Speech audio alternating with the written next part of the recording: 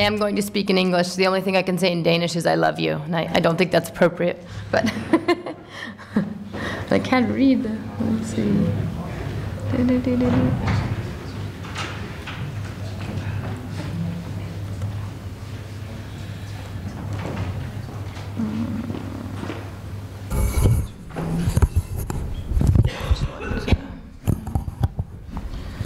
Tell me where's the slideshow one. I'm so used to using a Mac. I just needed your slideshow. Oh yeah, sure. It's just, just slideshow. Usually it's down here.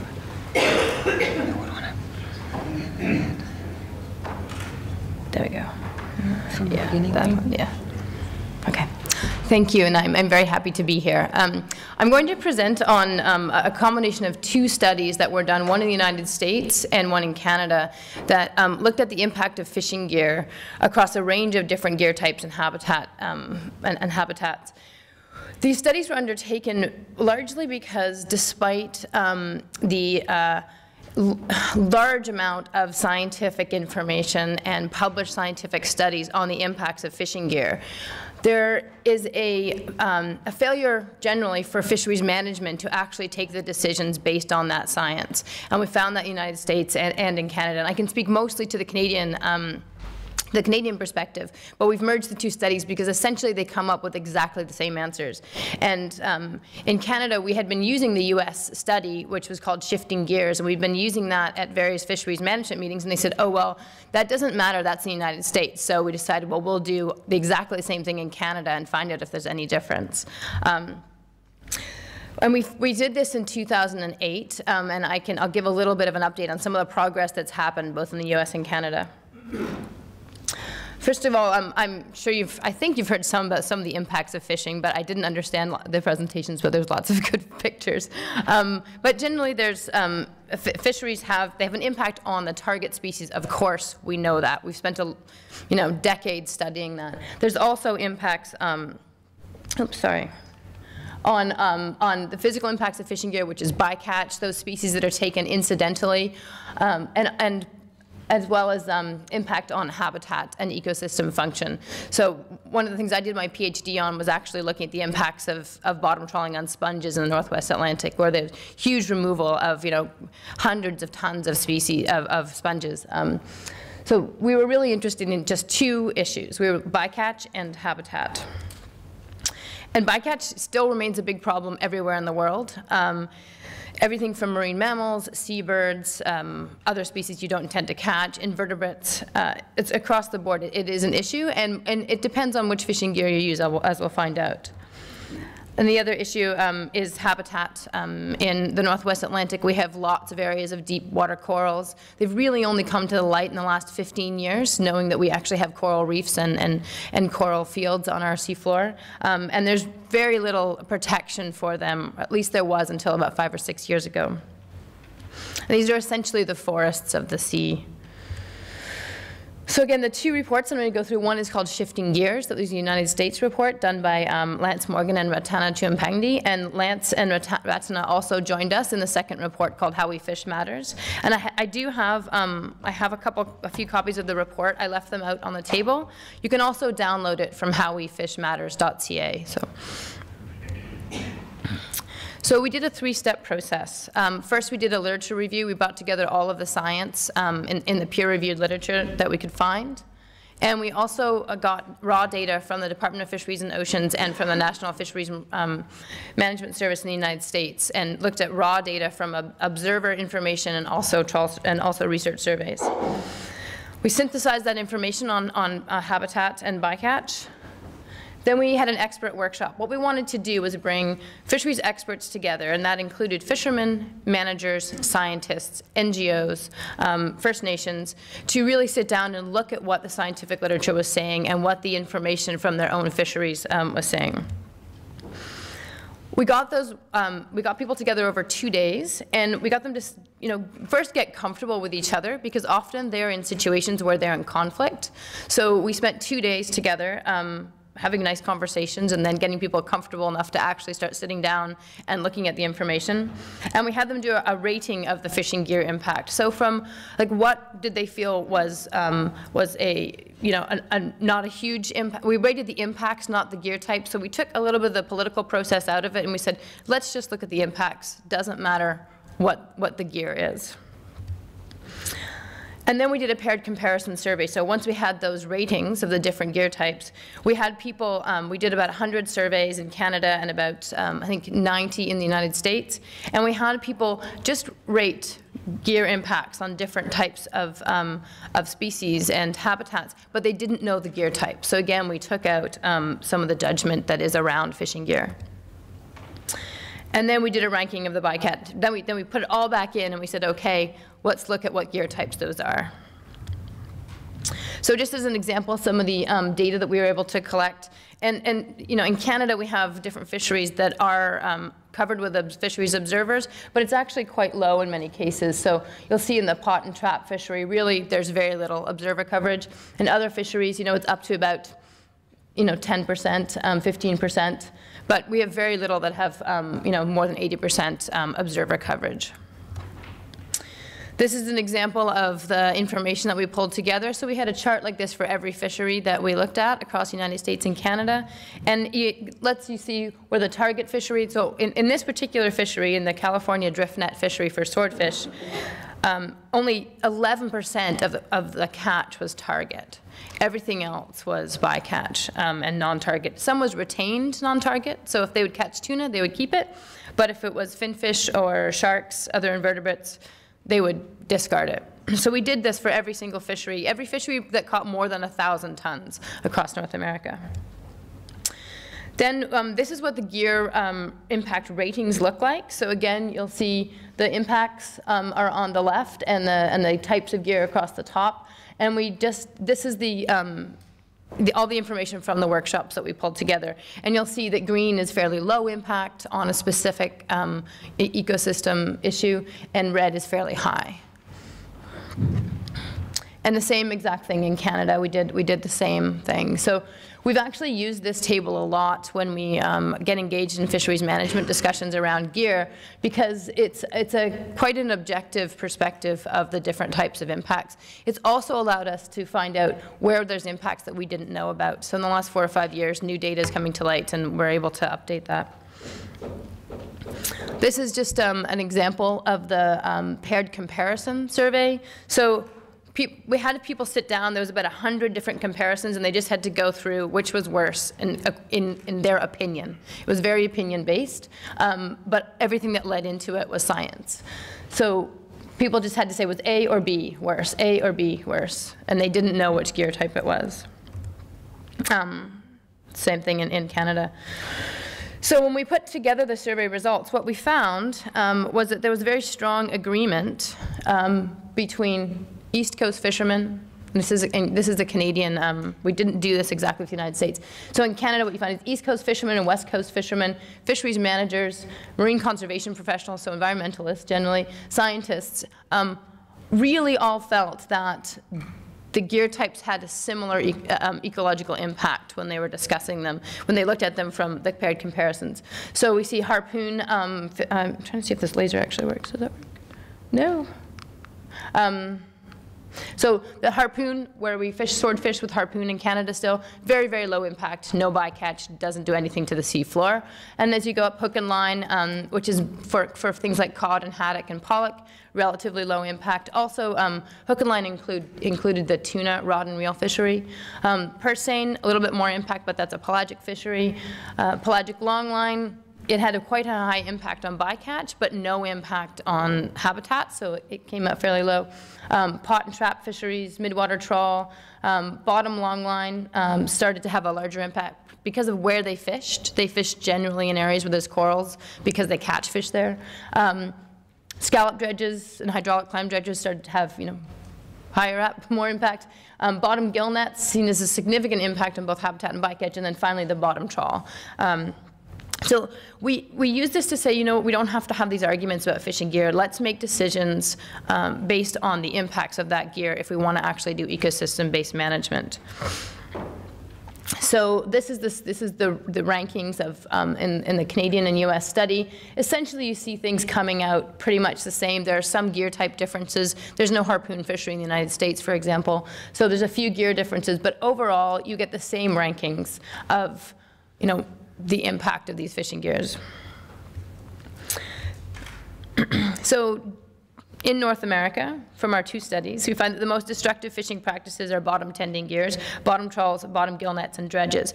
That is largely out of this study came because people felt that impacts to habitat were actually more important than impacts to bottom trawl, than impacts to bycatch.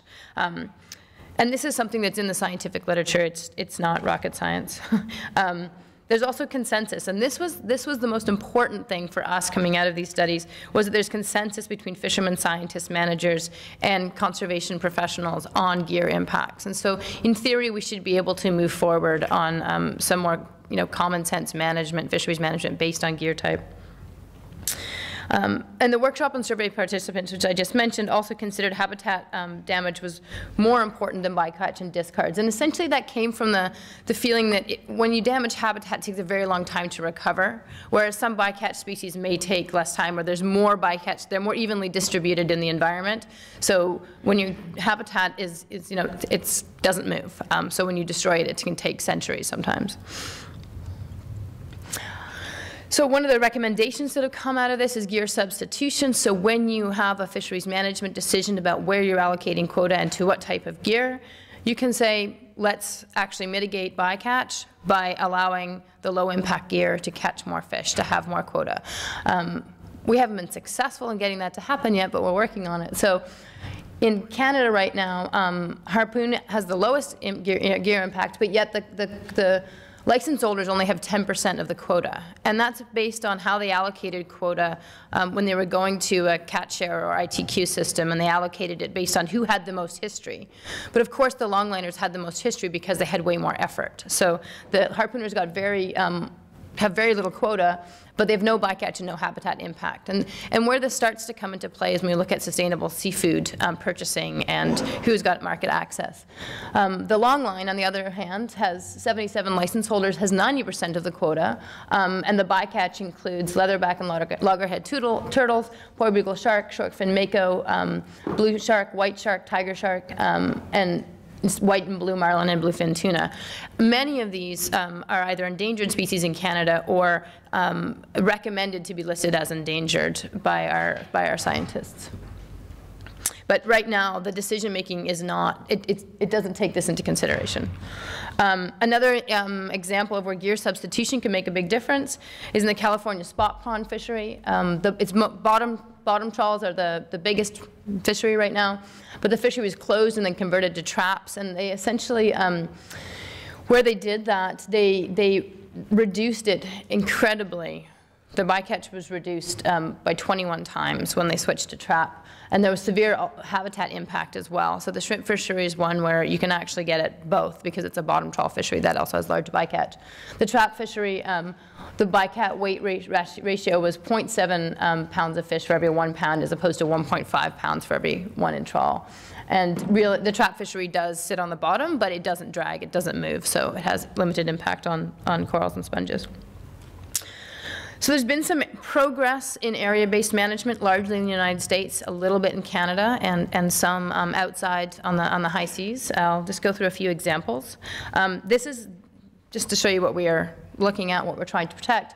This is a Lophelia reef in Canada. We don't have very many. Norway has many more. Scotland, there's way more in the northeast Atlantic. But 95% of our Lophelia reefs are gone or destroyed. They were in a very heavy, densely fished area. So that's what most of our Lophelia reefs look like. This is an example of sponges that are susceptible to fishing activity. In the U.S., they have different laws than we do in Canada, so they have essential fish habitat protection measures. And what you can see is, this is off the coast of California, you can see the different types of gear closures. So bottom trawl is prohibited from some areas.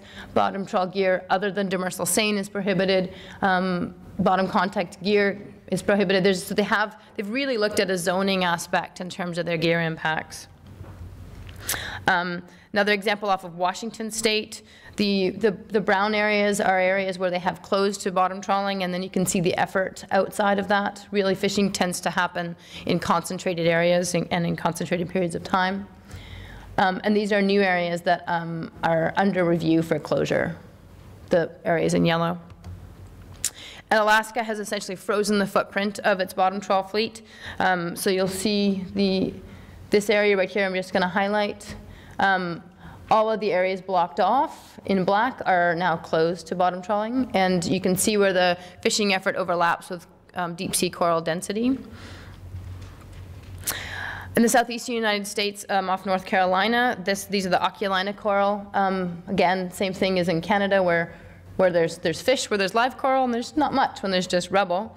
But what they found was they closed it to fishing, but they didn't have a lot of monitoring and enforcement. And so actually after they closed it, there was more fishing effort within the closure, and they increased the percentage of coral rubble. So what happened was the fishermen realized it was closed. They thought they could actually get more fish if they fished right around the edges, but then they kept coming in over the edges. And finally, we have some progress in Canada. Last year, this was an agreement that was basically worked out between some environmental organizations and the trawl fleet. Essentially, the lever was market access. And they have everywhere in red is now closed to bottom trawling, and this is very significant. It was done without government involvement and then brought to the government for approval. And Canada tends to defend its bottom trawl fishery quite significantly. So this was a huge step, and we are now working on trying to get that in the East Coast. It's a much different situation in the East Coast, very different politics. But we're working on it. So we just got this last year, and it's 71,000 kilometers are closed now to bottom trawling. Oops. So in terms of managing bycatch of non-target species, there have been also some good news stories, particularly on seabirds.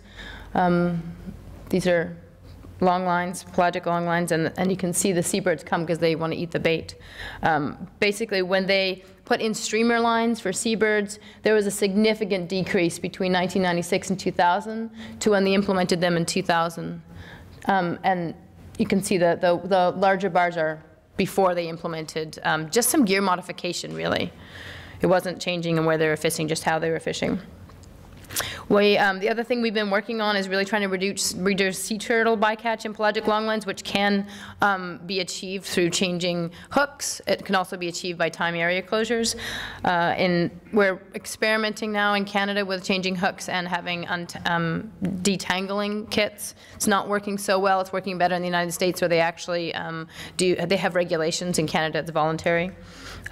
This just gives you an idea, though, of the amount of turtles that are being caught in the different areas of the ocean. So there's been progress.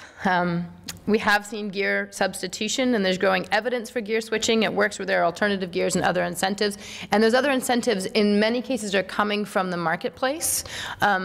However, there has been eco-certification of an increasing number of sort of, as we call them, status quo fisheries, and that is making it difficult to incentivize the lower impact gear and gear substitution when you are essentially certifying a gear that only has to improve slightly. There's no other, I guess, management measure.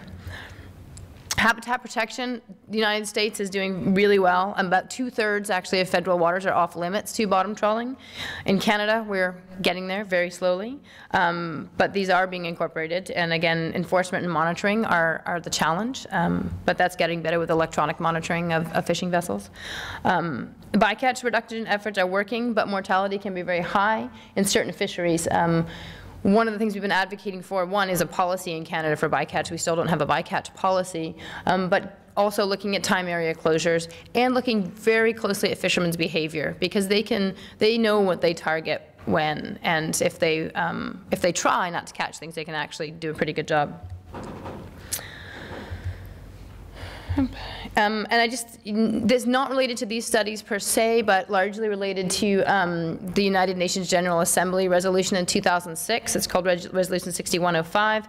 The regional fisheries management organizations that are responsible for straddling stocks, so largely NAFA, which is the North Atlantic Fisheries Organization, and NEAF, and the South Pacific RFMO, they've all closed vulnerable marine ecosystems in the past 5 years. And that's been a huge, I'd say, regime shift in how those regional fisheries management organizations are working together to address impacts of fishing gear.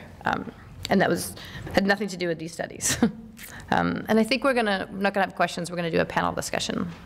So hopefully I think I made up some of the time that we were late. Anyway, thank you.